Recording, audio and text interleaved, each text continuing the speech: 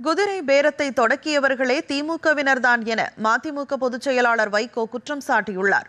திருப்பூர் மாவட்டம் பல்லடம் அருகே செய்தியாளர்களிடம் பேசிய அவர், குதிரை பேரம் என வாய்க்கு வந்தபடி திமுக விமர்சிக்கிறது என்றும், ஊழலுக்கு முற்றுப்புள்ளி வைத்தது தாவேக அரசுதான் என்றும் தெரிவித்தார். ஊழலை வேருடன் பிடுங்கி எறியும் அரசாக உள்ளதால் தாவேகாவை ஆதரிப்போம் என்றும், விஜய் அரசை கவிழ்க்க திமுக சதி செய்வதாகவும் குறிப்பிட்டார். இடைத்தேர்தலில் மதிமுக போட்டியிடாது என்றும் வைகோ கூறினார். இப்பொழுது அரசு அமைந்தது தாங்க முடியல.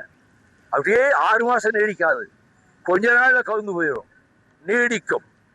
விஜய் அரசு 5 ஆண்டுகளுக்கு நீடிக்கும், அதில் எந்த மாற்றமும் இல்லை. ஆனால் அந்த அரசை வீழ்த்துவதற்காக நீங்கள் எல்லாவித பகீரத முயற்சிகளிலும் ஈடுபட்டிருக்கிறீர்கள். நாள் ஒன்றுக்கு ஒரு குற்றச்சாட்டு வைக்கிறீர்கள்.